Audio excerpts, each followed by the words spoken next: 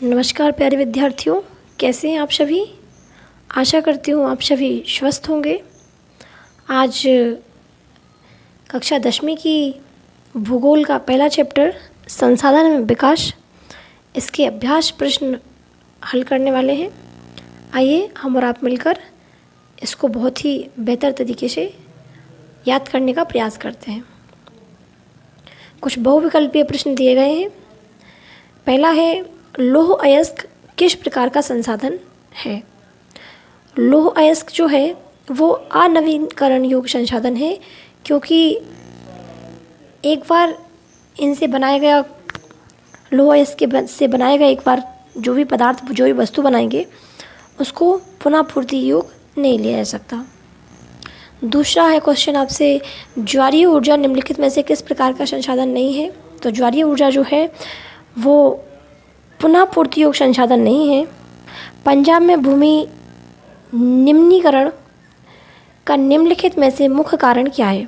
पंजाब जो है वो अधिक सिंचाई वाला क्षेत्र है, इसलिए वहाँ पे भूमि निम्नीकरण मुख्य कारण रहता है ये। अगला क्वेश्चन है, निम्नलिखित में से किस प्रांत में सीढ़ीदार सोपानी खेती की जाती है। सीढ़ीदार सोपानी खेती उत्तराखंड में की जाती है, याद कीजिए।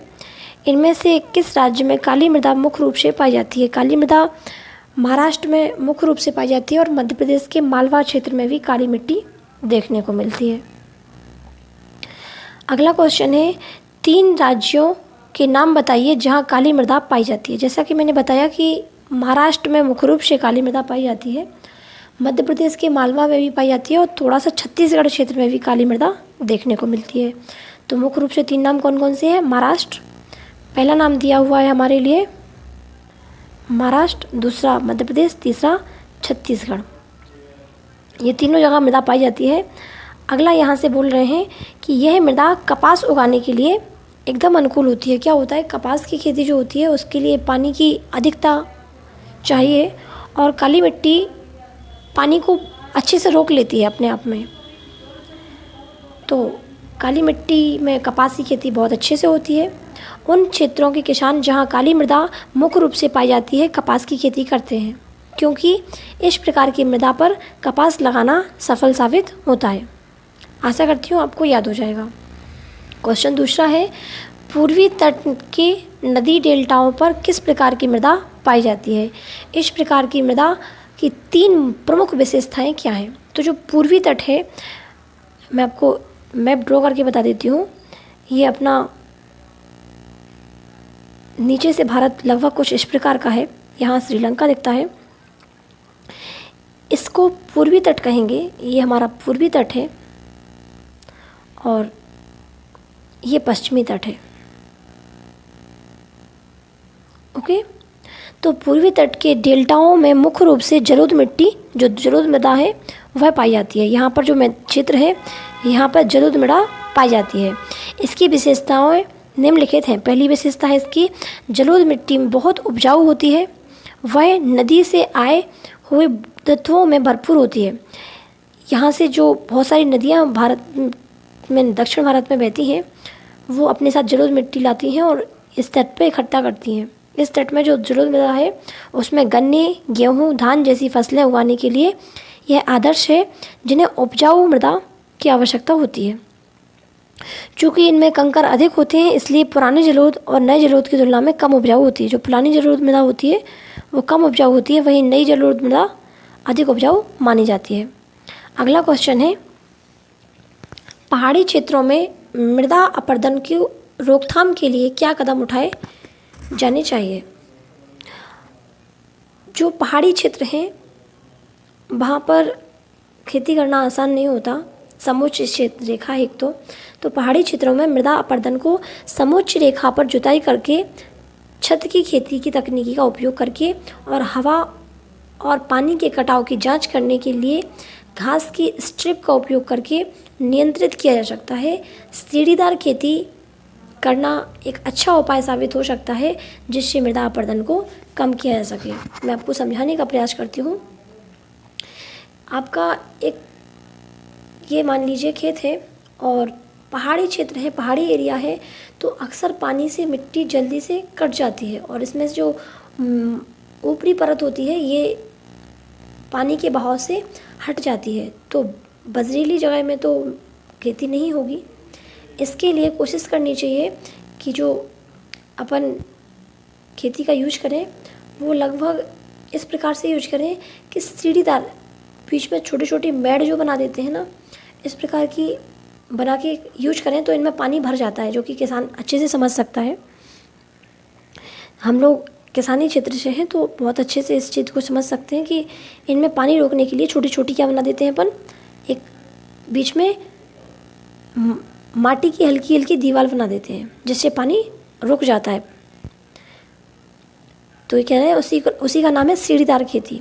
ये आप याद रखिए, ये सीढ़ीदार खेती करना एक अच्छा उपाय साबित हो सकता है जिससे मृदा अपरदन को कम किया जा सकता है। याद रखिएगा। अगला क्वेश्चन है, जैव और अजैव संसाधन क्या होते हैं, कुछ उदाहरण दीजिए। जैव और अजैव संसाधन क्या होते हैं, पढ़ते हैं हम। जैविक संसाधन जीवित चीज़ों से बने होते हैं और अजैव मंडल और जीव मंडल से प्राप्त होते हैं, जैसे लकड़ी, इसलिए वो एक जैविक संसाधन है। मनुष्य, मत्स्य, पशुपालन, फसल, यह सब जैविक संसाधन में आते हैं। अजैविक संसाधन गैर जैविक चीज़ों से बने होते हैं, जैसे धातु और चट्टानें। अजैविक संसाधन लगातार धरती से प्राप्त होता है। लोहा एक महत्वपूर्ण अजैविक संसाधन है। ये हम पहले ओटी क्वेश्चन को भी पढ़ चुके हैं। लौह अयस्क एक प्रकार का कैसा संसाधन है, अनवीनीकृत या अजैविक, जिसे बहुत इस्तेमाल किया जाता है। लोहा धरती की खुदाई से प्राप्त होता है।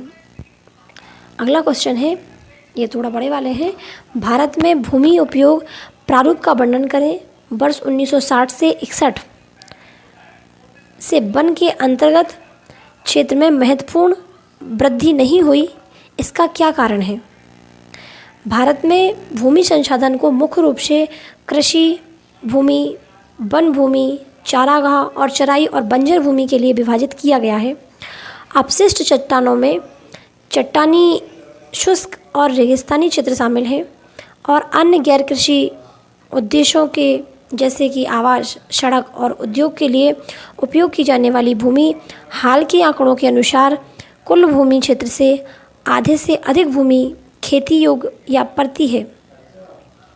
करीब 20% जंगलों द्वारा कवर किया जाता है और थोड़ा बहुत का उपयोग चराई के लिए किया जाता है। बाकी बंजर भूमि है।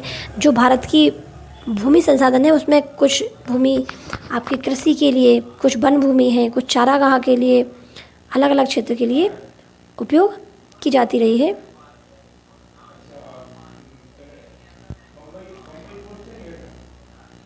जैसा कि अपन देख लेते हैं, थोड़ा सा मुझे हल्का सा टाइम दे। ये बोल रहे हैं कि अधिकतर खेती का की जाती है, 20% जंगलों द्वारा कवर किया जाता है और बाकी भूमि कैसी होती है, बंजर भूमि होती है।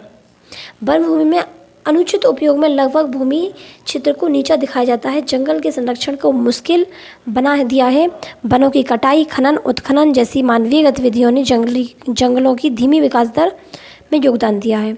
इस प्रकार 1960-61 के बाद वन की अंतर्गत भूमि में कम वृद्धि हुई है। आप समझ सकते हैं।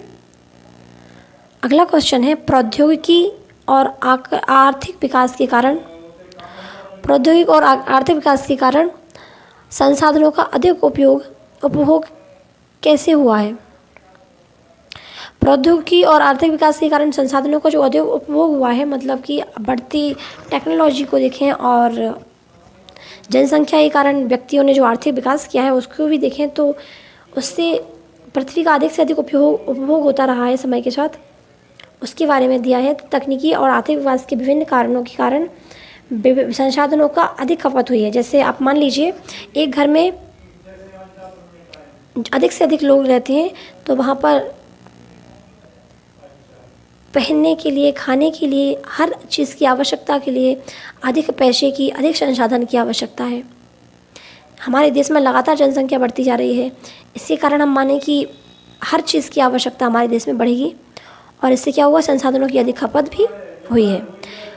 औपनिवेशिक समय में शाही शक्तियों अन्य देशों पर नियंत्रण स्थापित करने के लिए अपनी तकनीकी और आर्थिक श्रेष्ठता का उपयोग करती हैं और इस तरह बाद के संसाधन तक पहुंच प्राप्त की जाती है। अब एक देश के संसाधन अपने प्रौद्योगिक शासक के नागरिकों के लिए खुद भी सुलभ हो गए हैं, जिससे खपत में वृद्धि हुई है। इसके अलावा तकनीकी और आर्थिक प्रगति के कारण सभी कम उम्र से कम मृत्यु दर के कारण आबादी बढ़ जा रही है। चिकित्सा और स्वास्थ्य देखभाल के विकास के साथ दुर्घटनाएं, बीमारी, प्रसव आदि में से कम लोगों की मृत्यु होती है। क्या हो रहा है कि एक तो स्वास्थ्य सुविधाएं बढ़ गई हैं तो मृत्यु दर में कमी आ गई, स्वास्थ्य सुविधाएं बढ़ गई तो जन्म दर में वृद्धि हो गई। इसके अलावा अधिक लोग होने से हमारे संसाधनों में अधिक खपत होने लगी, तो इससे समस्याएं बढ़ रही हैं। इससे चीज़ों का उपभोग अधिक से अधिक होने लगा है। आप इस चीज़ को बहुत आसानी से समझ सकते हैं। ये क्वेश्चन स्वयं हल करने के लिए है, इनको कुछ भी नहीं है। ये क्वेश्चन एग्ज़ाम की दृष्टि से इम्पोर्टेंट नहीं है, इसलिए इनको छोड़ दिया जाता है। बाकी ये चैप्टर आप सभी लोग कंप्लीट करें, इसका नोट्स तैयार करें। मिलते हैं अगली क्लास में। धन्यवाद।